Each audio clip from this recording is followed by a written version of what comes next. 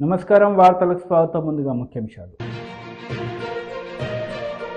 ఉచిత విద్యుత్ 500కే సిలిండర్ పథకాలకు శ్రీకారం చుట్టిన సీఎం రేవంత్ రెడ్డి.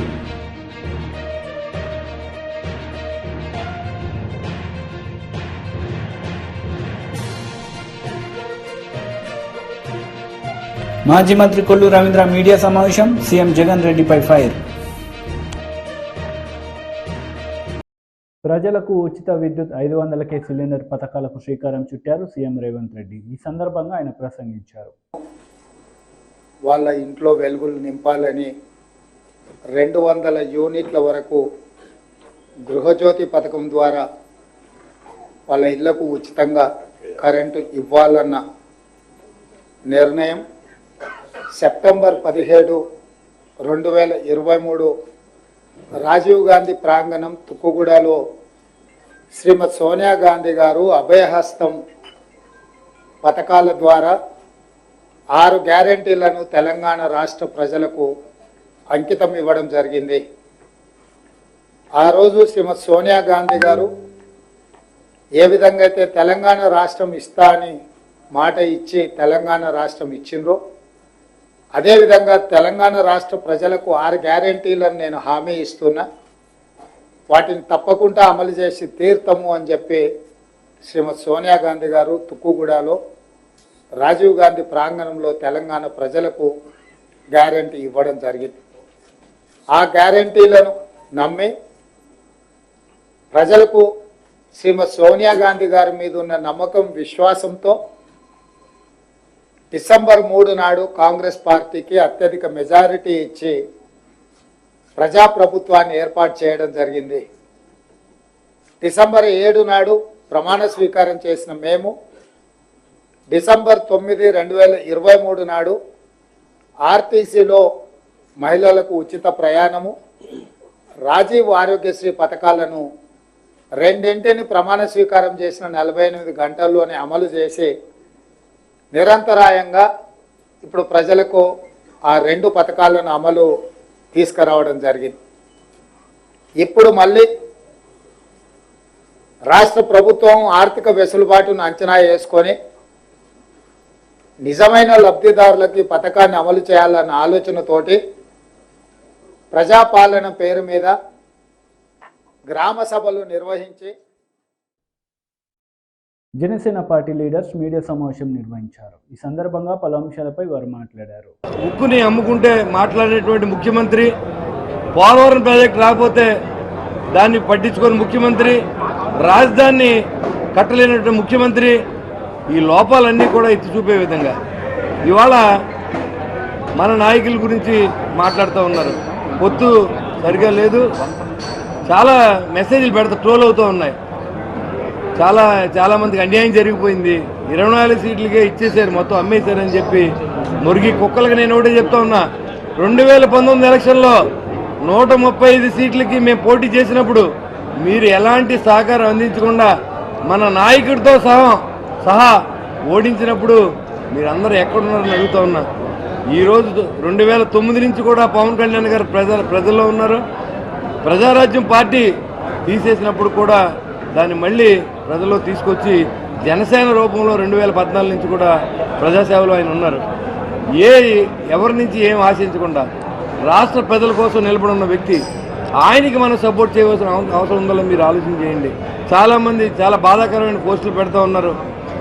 మనం అందరూ బాయ్కట్ చేద్దాం, ఈ సభకి వెళ్ళొద్దని మీకు ఒకటే చెప్తా ఉన్నా. వైసీపీ ట్రాప్లో పడకండి. వైసీపీ నాయకులు చేసే సోషల్ మీడియా ట్రోల్ చేసింది మీరు చదివి మన నాయకుడు అవమానించకండి. నాయకుడు చేసే ప్రతి పనిని కూడా మనందరూ కూడా గౌరవించవలసిన అవసరం ఉంది. ఇవాళ టికెట్లు వస్తేనే పార్టీ అనుకుంటే మరి లక్షలాది మంది సభ్యత్వం ఉన్నటువంటి జనసేన పార్టీలో ఎన్ని లక్షల టికెట్లు ఉంటాయని అడుగుతూ ఉన్నా. ప్రతి వాళ్ళకి ఆశ ఉండొచ్చు, నాకు ఆశ ఉండొచ్చు, లేకపోతే ఇంకొకరికి ఆశ ఉండొచ్చు. కానీ మనకు ఎలిజిబిలిటీ వచ్చినప్పుడు ఖచ్చితంగా ఆ భగవంతుడి ఆదేశానుసారం ఎవరు ఆపలేరు దాన్ని. ఇవాళ దాని గురించి చాలామంది పెద్ద ఎత్తున ట్రోల్ చేయడం, జనసేన పార్టీ ప్రజలకు అన్యాయం చేసిందంట. ప్రజలకు ఎక్కడ అన్యాయం జరిగింది? ఇక్కడ నిర్ణయం తీసుకోవడం వల్ల 24 సీట్లు ఇప్పుడు ఫస్ట్ లిస్టులో ఏదైతే వచ్చినాయో ఆ 24 సీట్లు మనం ఖచ్చితంగా గెలిపించాలి 100% అని మన నాయకుడి ఉద్దేశం. అంతేకాకుండా రేపు రాబోయే 57 సీట్లు మనం ఇంకా చెప్పవలసి ఉంది. ఆ సీట్లలో మనం ఎన్ని సీట్ల చోట్ల పోటీ చేస్తాం, మన బలాబలాల మీద బేరీజ్ వేస్తూ ఉన్నారు. ఇంకా అది ఆ రిజల్ట్ వచ్చిన తర్వాత మనం ఎక్కడైతే నెగ్గుతాం, రాయలసీమ ప్రాంతం ఉంది, అక్కడ ఎన్ని సీట్లు మనం నెగ్గలం అది కూడా చూస్తూ ఉన్నారు. ఇంకా ఎక్కడైతే కొన్ని చెప్పలేదో, ఆ సీట్లు అనౌన్స్ చేయలేదో, ఆ సీట్లు అన్నీ కూడా జనసేన పార్టీ కొన్ని చోట్ల మరి నిలబడే అవకాశం ఉంది. మీరు ఇప్పుడే కనిపించేసి జనం అందరికి ఏదో అన్యాయం జరిగిపోయినట్టు మనమే ఫీల్ అయిపోతే ఇంకా ప్రజలు మనకు ఎలాగ మనల్ని ఆదరిస్తారని కూడా మన జన సైనికులు, వీర మహిళలు అందరూ కూడా ఎవరు పెట్టిన పోస్టు ఖండించండి, సోషల్ మీడియాని వాడుకోండి, ఇది తప్పకుండా ఇది తప్పు అని చెప్పి ఖండించండి. రేపు జరగబోయే సభనే నభూతో నా భవిష్యత్తు, ఇలాంటి మీటింగ్ మళ్ళీ ఇంకెవరో కళ్యాణ్ గారు తప్ప ఎవరో జరపలేరనే విధంగా ఈ సభకి టోటల్ హోస్ట్ అంతా Janasena party, guest role పోషించేటువంటి Telugu Desam. రెండు ఈ రాష్ట్రాన్ని కాపాడుకునే బాధ్యతను ఆయన తీసుకున్నారు. అందులో భాగంగా వ్యూహాత్మకంగా ఒక వ్యూహం ప్రకారం ఆయన ఎన్ని సీట్లు తీసుకోవాలి మనము అని ఒక 24 సీట్లు ప్రస్తుతానికి బాగా ఆలోచన. ప్రస్తుతానికి ఆయన 24 సీట్లు తీసుకున్నారు. ఎందుకంటే మన మిత్రపక్షమైనటువంటి బీజేపీ కూడా మనకు మిత్రపక్షంగా వస్తూ ఉంది. వారికి కూడా మనము న్యాయం చేయాలి కాబట్టి అందులో భాగంగా ఈ ఆలోచన చేశారు. భవిష్యత్తులో ఇంకా కొన్ని సీట్లు కూడా మనకు వచ్చే అవకాశం ఉంది.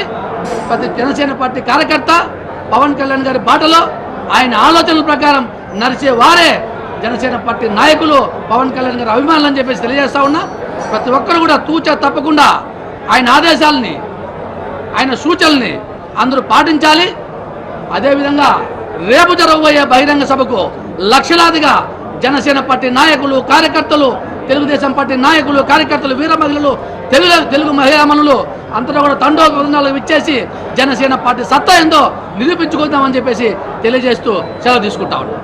తాడేపల్లిగూడెంలో జనసేన తెలుగుదేశం పార్టీ నవ్వితే నా భవిష్యత్తు అన్నట్టుగా ఉంటుంది. రేపొద్దున లక్షలాది మందితో మా అధ్యక్షులు పవన్ కళ్యాణ్ గారు, తెలుగుదేశం పార్టీ అధ్యక్షులు నారా చంద్రబాబు నాయుడు గారు కలిసి జనసేన పార్టీ నిర్వహించే సభ ఇది. ఈ సభకు లక్షలాదిగా తరలి వస్తున్నారు. ఈ లక్షలాది జనానికి మీరందరూ కూడా వచ్చి సభని దిగ్విజయం చేయాలి. సభ చరిత్రలో నిలిచిపోవాలన్నమాట. ఈ సభ వీరమహిళలు, జనసేన నాయకులు, జనసేన కార్యకర్తలు అందరూ కూడా వచ్చి ఈ సభని దిగ్విజయం చేయాలని కోరుకుంటున్నాం. జై జనసేన. అందరికీ నమస్కారం. ఇప్పుడు మనం రేపు జనసేన తెలుగుదేశం కలిసి సృష్టించబోయే సునామీలో తెలుగు జన విజయకేతనం జెండా మీకోసం అనే సభా ప్రాంగణంలోనూ ఇక్కడ ఒకటే తెలియజేస్తున్నాం మీకు, ప్రియమైన జన సైనికులారా, తెలుగుదేశం కార్యకర్తలారా, తెలుగుదేశం కార్యకర్తలు జనసేన కార్యకర్తల రూపంలో అతి రాక్షసంగా పరిపాలిస్తున్నటువంటి ఈ వైసీపీ నాయకులు వాళ్ళ ఓటమి తెలిసి వాళ్ళు జన సైనికుల రూపంలో, తెలుగుదేశం కార్యకర్తల రూపంలో మనలో మిక్స్ అయి మనం కలిసిపోతున్నటువంటి తెలంగాణ తాగునీటి సాగునీటి కష్టాల నుంచి గట్టెక్కించే కామధేను కాళేశ్వరం అని బీఆర్ఎస్ వర్కింగ్ ప్రెసిడెంట్ కేటీఆర్ అన్నారు. ఈ సందర్భంగా ఆయన మాట్లాడారు.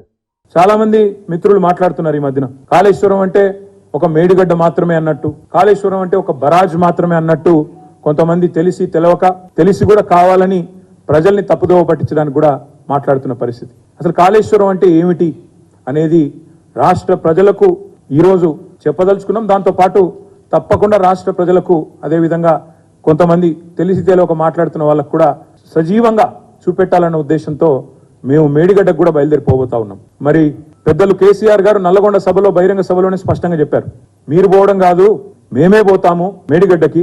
మేడిగడ్డ మాత్రమే కాదు, అన్నారం పోతాము, సుందిల్ల పోతాము, మొత్తం కాళేశ్వరంలోని కాళేశ్వరం ప్రాజెక్టు యొక్క సమగ్ర స్వరూపాన్ని ప్రజలకు అర్థమయ్యేటట్టు వాళ్లకు సజీవంగా చూపెడతాము అనే మాట కూడా ఈ సందర్భంగా నేను విజ్ఞప్తి చేస్తా ఉన్నా. కాళేశ్వరం అంటే ఒక మేడిగడ్డ కాదు, కాళేశ్వరం అంటే 3 బరాజులు, కాళేశ్వరం అంటే 15 రిజర్వాయర్లు, కాళేశ్వరం అంటే 21 పంప్ హౌజులు, కాళేశ్వరం అంటే 203 కిలోమీటర్ల సొరంగాలు, 203 కిలోమీటర్స్ ఆఫ్ టనల్స్, కాళేశ్వరం అంటే 1531 కిలోమీటర్ల ప్రవాహ కాలువలు, కాళేశ్వరం అంటే 98 కిలోమీటర్ల ప్రెషర్ మెయిన్స్, 141 టీఎంసీల స్టోరేజ్ కెపాసిటీ, 240 టీఎంసీల వినియోగం, అంటే స్టోరేజ్ 141 టీఎంసీ అయితే యూటిలైజేషన్ 240 టీఎంసీలు. ఇవన్నిటి సమగ్ర సమాహారమే కాళేశ్వరం తప్ప ఒక్క బరాజ్ కాదు. 1,00,000 కోట్ల విలువ చేసే ప్రాజెక్టు అని ఒకవైపు చెప్తూ 1,00,000 కోట్లు కొట్టుకుపోయింది అని చెప్పి ఒకవైపు చిల్లర మాటలు మాట్లాడుతూ 3-3.5 వేల కోట్ల బరాజుని, అందులో 84 పిల్లర్లుంటే 3 పిల్లర్లకు ప్రమాదం వస్తే మొత్తం బరాజే కొట్టుకుపోయింది అన్నట్టుగా, ఏదైతే కాళేశ్వరం మొత్తమే కొట్టుకుపోయింది అన్నట్టుగా చిత్రీకరించే ప్రయత్నం చేస్తున్నారో, అందుకే ప్రజలకు చెప్పేది, అన్నింటికి మించి 40 లక్షల పైచిలుకు ఎకరాలకు నీరిచ్చే కామధేనువు Kaleshwaram. Kaleshwaram is not a simple project. 88 మీటర్ల ఎత్తు నుంచి, సముద్ర మట్టం మీద 88 మీటర్ల ఎత్తు నుంచి 618 మీటర్ల ఎత్తుకి మరి గోదావరి గంగను పైకి తీసుకొని పోయే, ఏటికి ఎదురెత్తుతూ పైకి తీసుకొని పోయే ఒక బృహత్తరమైన కార్యక్రమం కాళేశ్వరం.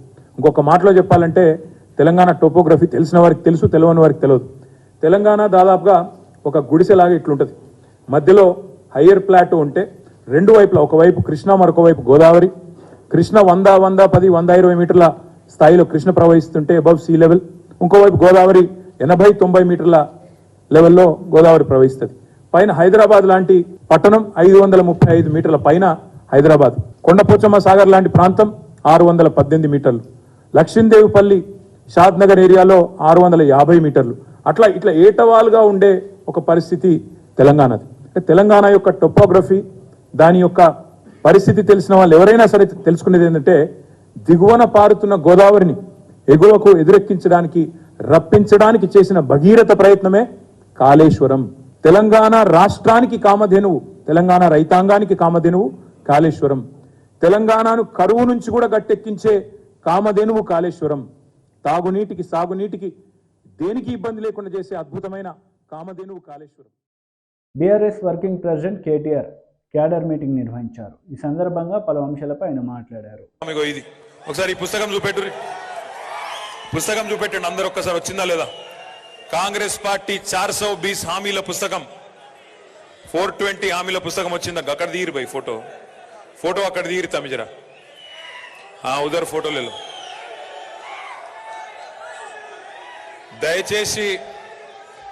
దయచేసి నేను మిమ్మల్ని అందరినీ ప్రార్థించేది, కోరేది ఏంటి అంటే, హైదరాబాద్ మీ పక్కనే, ఇబ్రహీంపట్నం పక్కనే జిహెచ్ఎంసీ ఉన్నది, హైదరాబాద్ ఉన్నది. హైదరాబాద్ వాళ్ళు ఏమో కాంగ్రెస్ మాయలో పడలేదు. హైదరాబాద్ వాళ్ళు మంచిగా తెలివిగా ఆలోచించి, ఎక్కడ కూడా కాంగ్రెస్ పార్టీ ఎన్ని దొంగ మాటలు చెప్పినా, ఎన్ని మాయ మాటలు చెప్పినా వాటిని పట్టించుకోకుండా బ్రహ్మాండంగా హైదరాబాద్ జిహెచ్ఎంసీ పరిధిలో కాంగ్రెస్ పార్టీకి ఒక్క సీటు కూడా ఇవ్వకుండా 16 సీట్లు మనకు కట్టబెట్టి అక్కడ గెలిపించింది. కానీ ఆడికెళ్ళి యువతలకి ఇబ్రహీంపట్నంకి వచ్చే వరకే కొద్దిగా గాలి మళ్ళింది. మీరు కొద్దిగా మీ దగ్గర ఈడ ప్రజల అమాయకులు ఉన్నట్టున్నారు, కొద్దిగా మాయల పడ్డారు.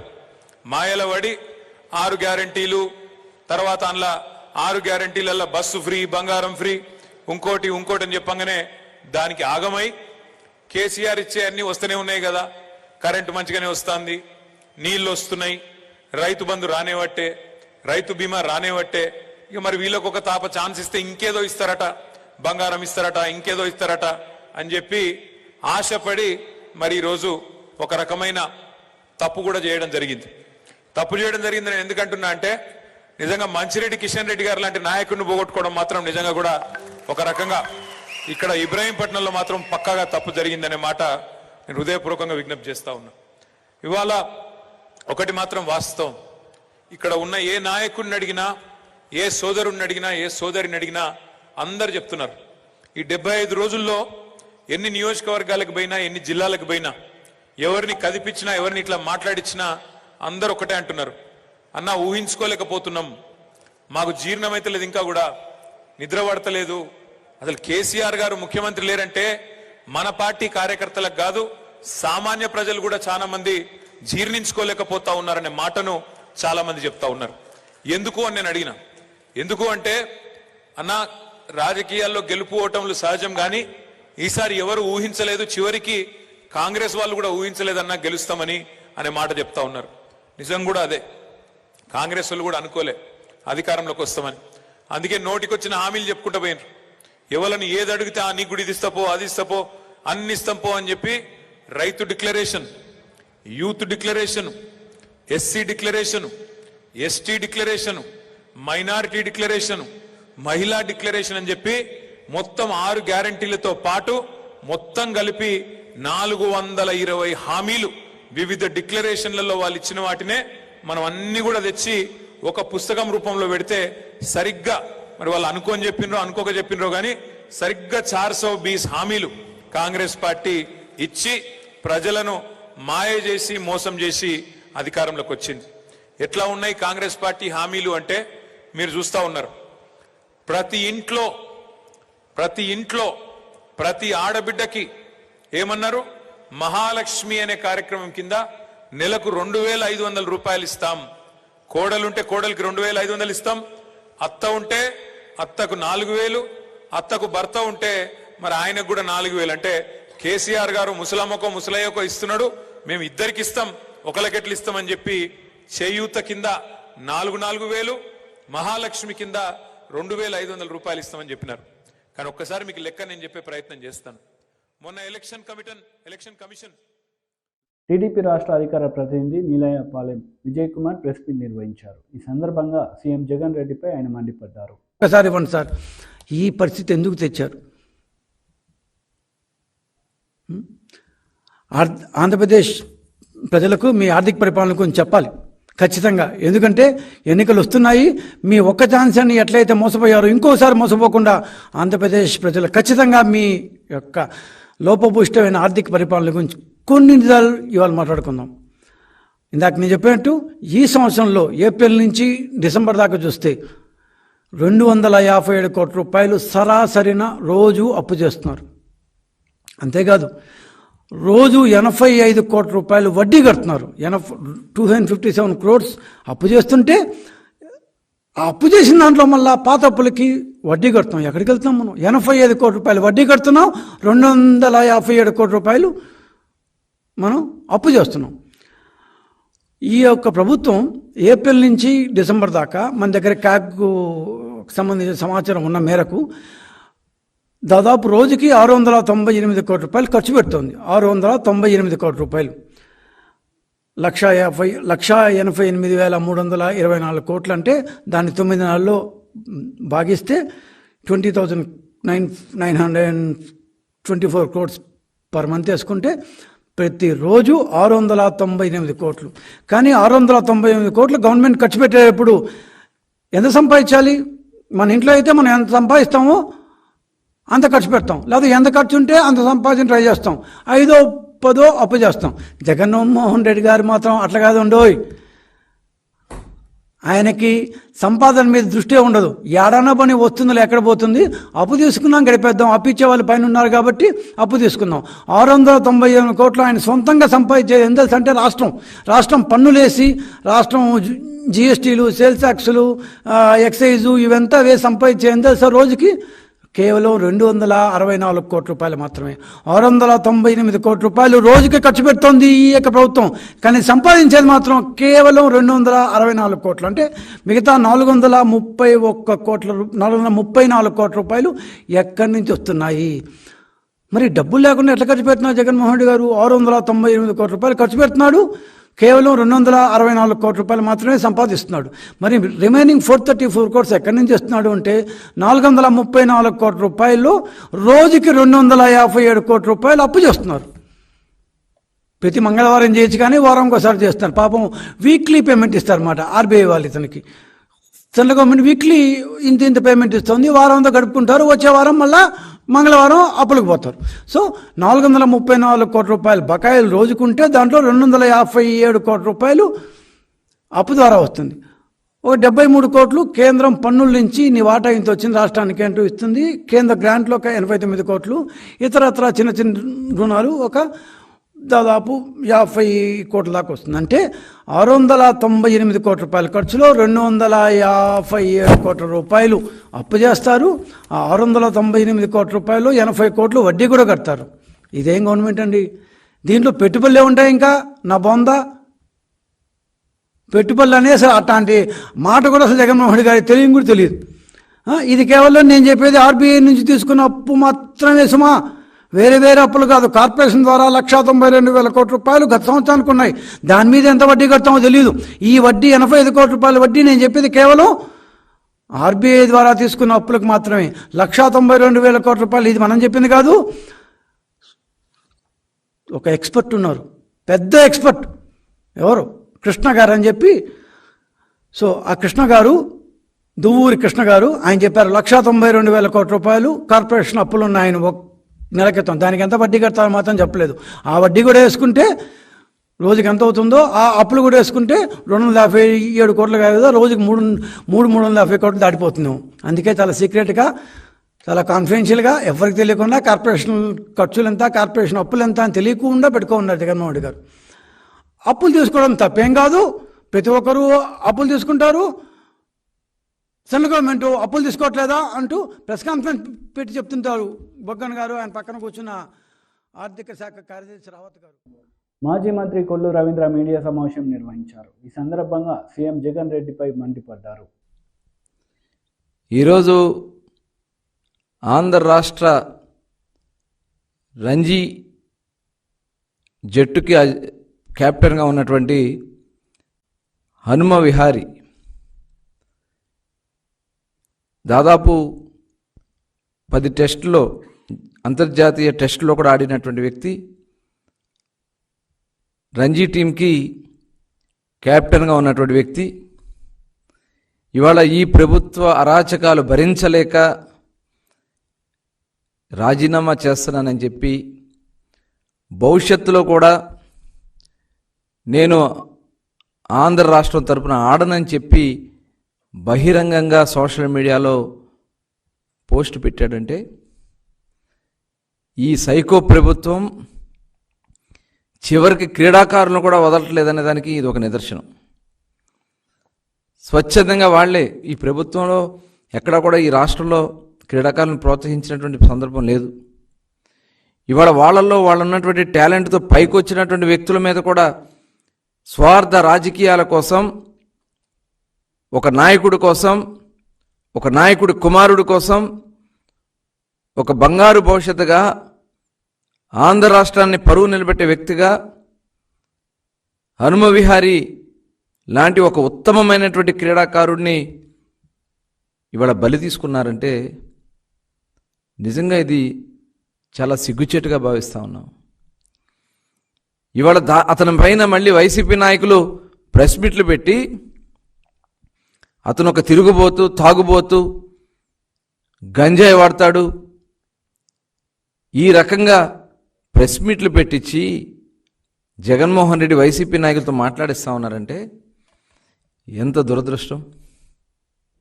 మీరు క్రీడలను ప్రోత్సహించరు, ఆంధ్ర రాష్ట్రంలో క్రీడాకారులను ప్రోత్సహించరు, స్టేడియంస్ అన్నీ ఆక్రమించుకున్నారు, స్టేడియంలన్నీ కూడా ప్రైవేట్ పరం చేశారు. ఇవాళ ఎక్కడన్నా వెళ్ళి ఆడదామన్నా కూడా ఫీజులు కట్టుకోవాల్సినటువంటి పరిస్థితి. క్రీడాకారులు డబ్బులు కట్టుకుని అందులో ప్రాక్టీస్ చేసుకోవాల్సినటువంటి దౌర్భాగ్య స్థితికి వాళ్ళ ప్రైవేట్ సంస్థలకు నువ్వు అప్పచెప్పావు, మీ స్వార్థం కోసం, మీ దోపిడీ కోసం. నిజంగా ఇది క్రీడాశాఖ మంత్రి ఉన్నారు, ద గ్రేట్ రోజమ్మ గారు. ఆవిడ ఏం మాట్లాడతారో ఆవిడకే తెలీదు. క్రీడాశాఖ మంత్రి చంద్రబాబు నాయుడు గారిని తిట్టడమో, పవన్ కళ్యాణ్ గారిని తిట్టడమో, లోకేష్ గారిని తిట్టడమో తప్ప యువతకి ఈ రాష్ట్రంలో కావాల్సినటువంటి క్రీడల్ని ప్రోత్సహించుకోవడానికి తీసుకోవాల్సినటువంటి కార్యక్రమాలు పట్టించుకోరు. ఇవాళ ఇదే ఆంధ్ర క్రికెట్ అసోసియేషన్ ఎంతోమంది పెద్దలు లీడ్ చేసినటువంటి ఆంధ్ర క్రికెట్ అసోసియేషన్ని ఇవాళ విజయసాయి రెడ్డి గారు, వాళ్ళ అల్లుడు శరత్ చంద్రారెడ్డి గారు లీడ్ చేస్తూ ఈ రకంగా రాజకీయాల కోసం, మీరు స్వార్థ రాజకీయాల కోసం క్రీడలను కూడా బలిపెడతా ఉన్నారంటే నిజంగా ఇది చాలా చాలా ఈ ఆంధ్ర రాష్ట్రం ఏమైపోతా ఉందా, యువత ఏమైపోతారా అన్నారని చెప్పి ఇవాళ నిజంగా చాలా భయం వేస్తూ ఉంది. 120 కోట్ల పైన డిపాజిట్లు ఉండాల్సినటువంటి ఆంధ్ర క్రికెట్ అసోసియేషన్లో ఉండాల్సినటువంటి నిధులు ఇవాళ కేవలం 20 కోట్లు మాత్రమే మిగిలినాయి అంటే మిగతా డబ్బులు ఏమైనాయి? మీ దోపిడీకి బలి అయిపోయింది. దాదాపు 2019లో ఆంధ్ర క్రికెట్ అసోసియేషన్కి 120 కోట్ల వరకు ఫిక్స్డ్ డిపాజిట్లు ఉండేవి. ఇవాళ బ్యాంక్ ఖాతాలో కేవలం 20 కోట్లు మాత్రమే మిగిలినాయి. ఇదంతా దోపిడీ కాదా? ఇవాళ శాప్లో అవినీతి నిలయంగా మారిందని చెప్పి సాక్షాత్తు శాప్ డైరెక్టర్లే బహిరంగంగా చెప్తా ఉన్నారంటే, శాప్ డైరెక్టర్లే ఇవాళ ఇంత అవినీతిమయమైనటువంటి శాప్లో ఉండడం దండగని చెప్పి వాళ్ళు చెప్తా ఉన్నారంటే, నిజంగా ఈ ఆంధ్ర రాష్ట్రంలో క్రీడలు బతికున్నాయా?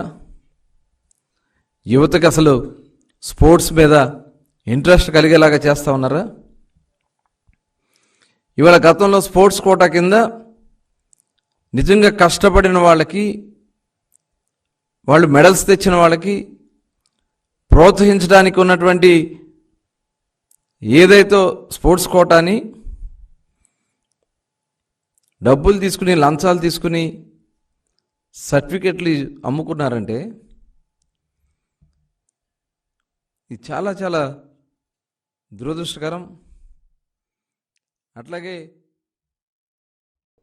వార్తలు ముగించే ముందు ముఖ్యాంశాలు మరోసారి. ఉచిత విద్యుత్ 500కే సిలిండర్ పథకాలకు శ్రీకారం చుట్టిన సీఎం రేవంత్ రెడ్డి.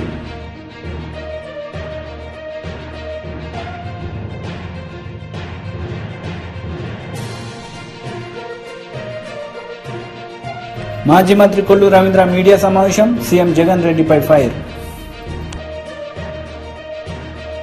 ఈ వార్తలు ఇంతటితో సమాప్తం. తిరిగి ప్రసారమయ్యే వార్తలు మళ్ళీ కలుద్దాం. అంతవరకు సెలవు. నమస్తే.